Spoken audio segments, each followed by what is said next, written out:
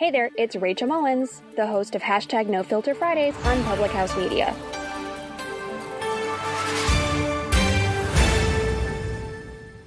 This is Kim Meyer, the host of Choose to Rise here on Public House Media.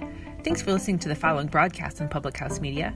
Once you're done with this episode, I hope you'll come check out my show, Choose to Rise, where we talk about living with positive mindsets, how to increase our confidence, building our faith, and living out our life on purpose. A new show comes out via podcast every Monday, Wednesday, Friday. And if you want to catch the episode live instead, stop by Public House Media around 6:45 Central Standard Time, Monday, Wednesday, Friday as well. Don't forget to subscribe on iTunes so you'll never miss an episode of Choose to Rise. Thanks again for checking out the following broadcast on Public House Media.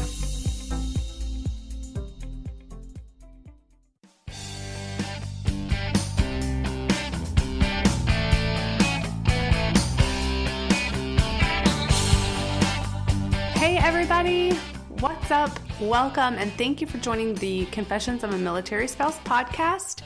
If this is your first time listening, I just want to say welcome, welcome, welcome.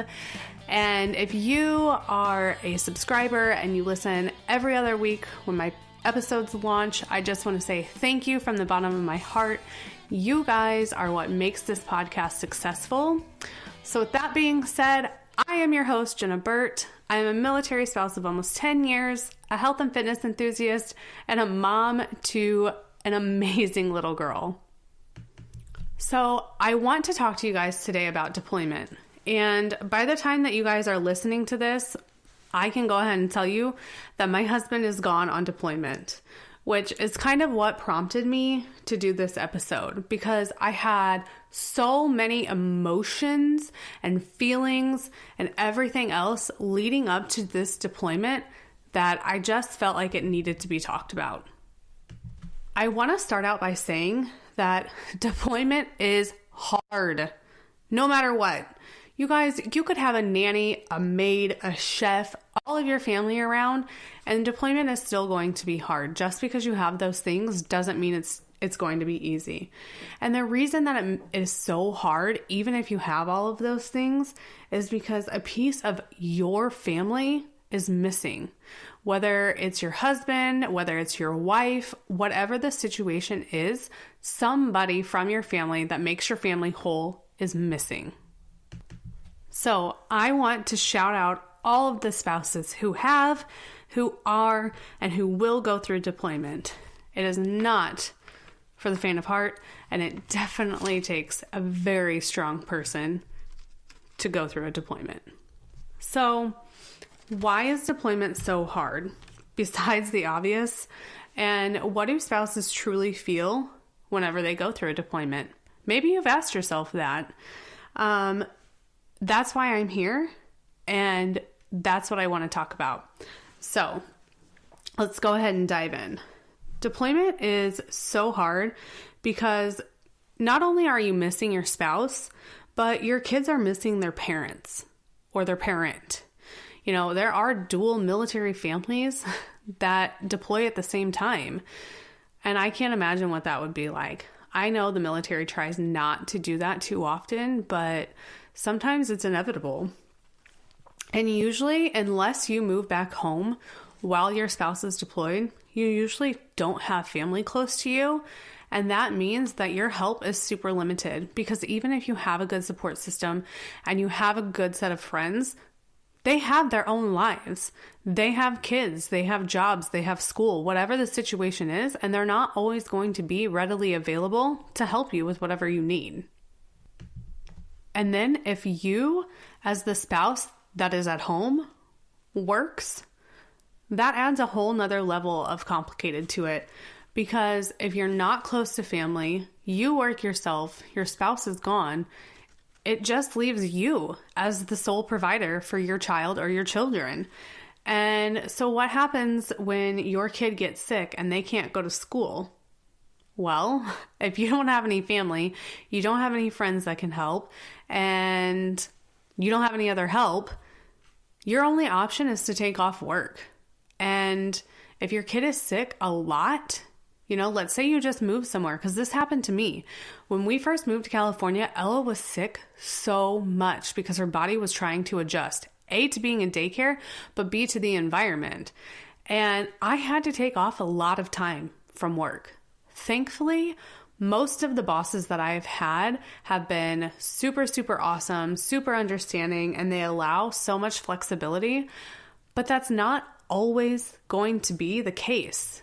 And after I went through that whole period, I could totally understand why most parents were why most moms were stay-at-home moms.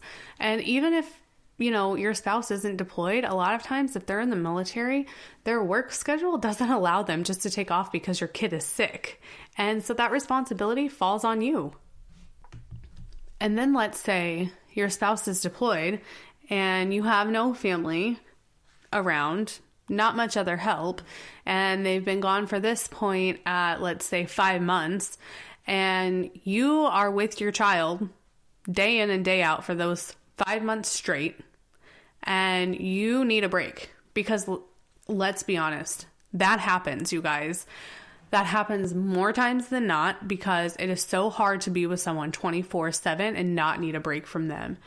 So if you don't have any family and you need time away, you have to call your friends. If you have any friends that are close enough to you that you feel okay calling them to say, hey, I can't stand my kid anymore and I need a break. But you have to be comfortable enough with your friends for that to happen.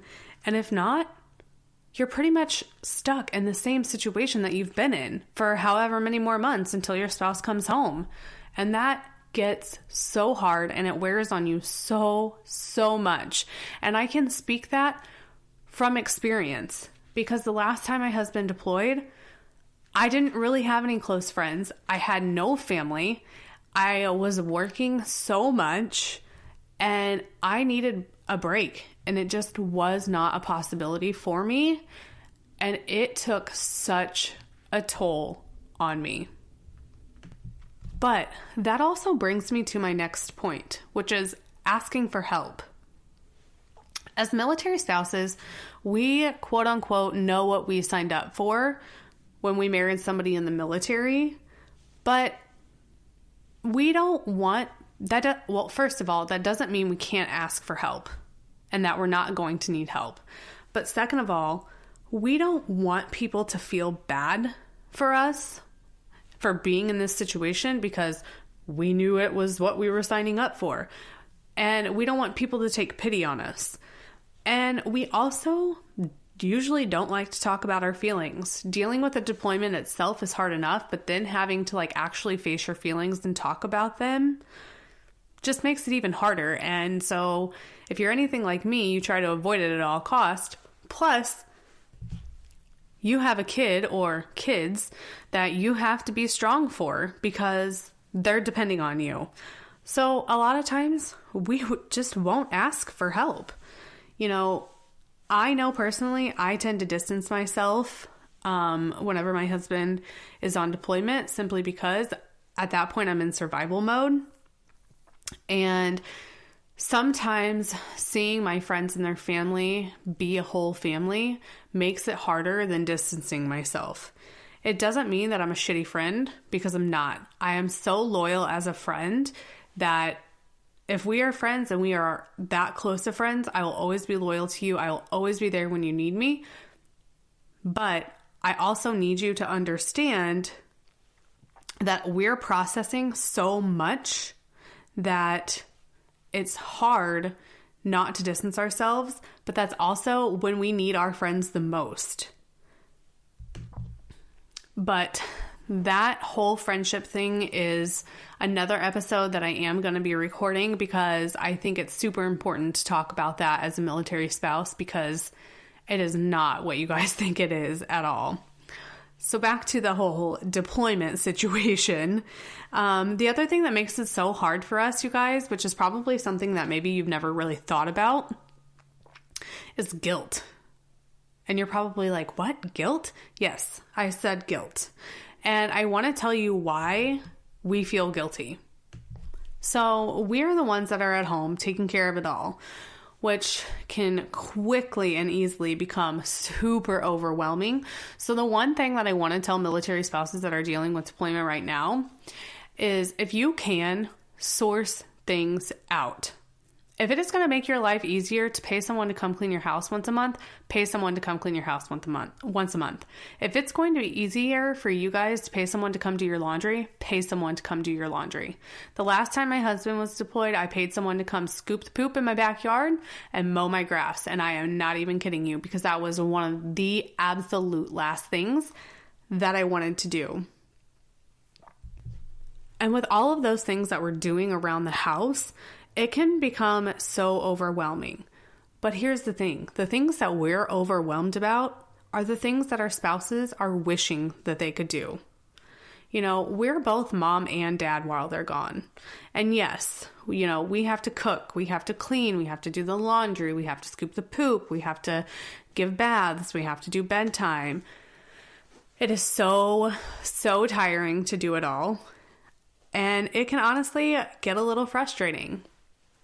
But I had a very, very eye-opening moment where I read this article and it all just hit me. Listen, I have to give my daughter a bath every single night. And I know you guys out there listening are going to be like, no, you don't. But there is an underlying thing that's going on, which does require me to give her a bath every night. And you guys, I hate bath time. It's a lot better now because she's to the point where she can pretty much do it all on her own. But bath time is not my jam, okay? And I easily get frustrated with it. But while I'm so frustrated with that, when my husband is home, he does that. Bath time is his thing. It's always been his thing, and that's just how our family works. And while I'm here getting frustrated about having to give a bath every night, he's wherever he's at, wishing that he could give her a bath. And I almost take it for granted, the fact that I am able to give her a bath every single night. And then I feel bad. And that's where the guilt comes in, because I get to do all of these things that he doesn't, that he wishes he could. For example, there is a Father's Day event that my daughter's class is putting on. And it is during the time that my husband is going to be gone. And I asked her teacher if I could go, because I don't want her to not have anybody there.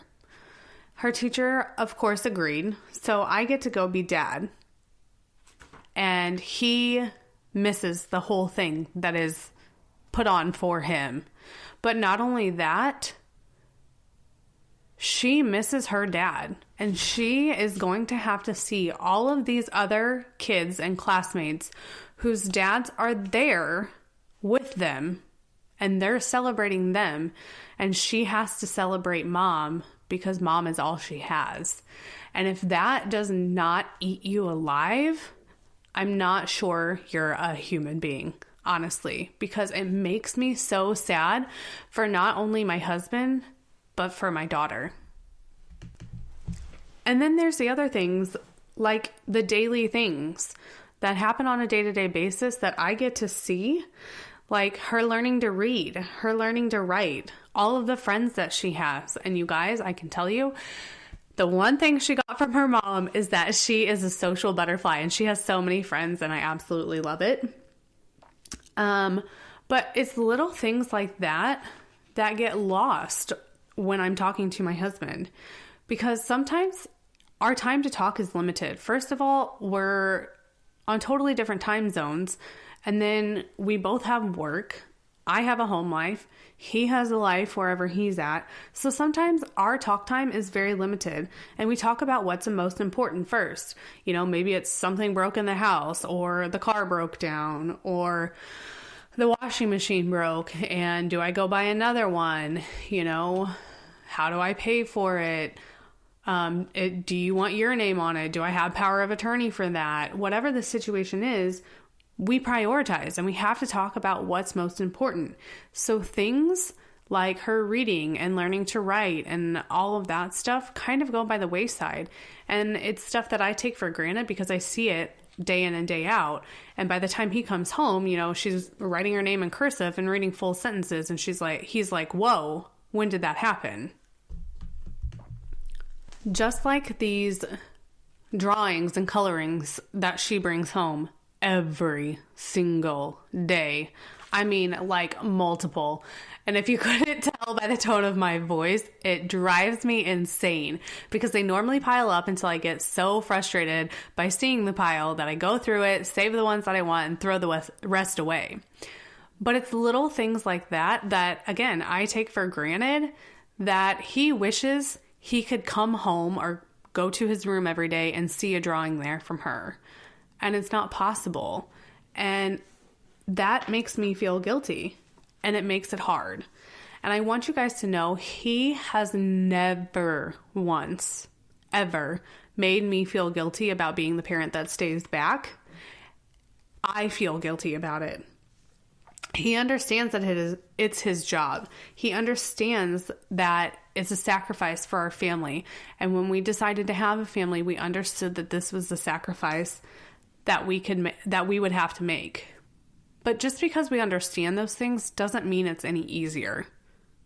It's not. It's not any easier at all just because we understand it. The one thing I will say, though, is he values his time so much and does not take the little things for granted, because he never knows when the next time he's going to have to leave is, how long he's going to be gone, how much is he going to miss. He doesn't know any of that. So he makes the absolute most of his time that he possibly can, which is fine. And I try to pick up the slack that I can. I try to cook as much as I can. I try to clean. I try to do the laundry. So that way when he is home, his sole focus is her. So, you guys, with all of that being said, when a spouse is going through deployment, and you know it, please just be gentle with them. Be nice to them. Ask how you can help. I said it before and I'll say it again. Spouses don't want to ask for help. They want to be asked. And I know that is like so messed up. And you're thinking, well, how do I know? You may never know for sure that they want to be asked, but it's always better to ask, because if they have to ask, they're not going to. But most importantly, you guys, simply be there for them. Show up to their door on a Tuesday night when you know that they're home, and just sit there. Maybe you don't even have to say anything. Just sit there.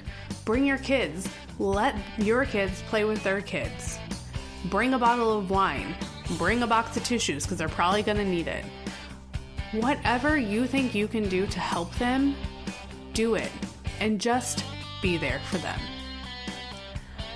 I hope that you guys have a fantastic rest of your day.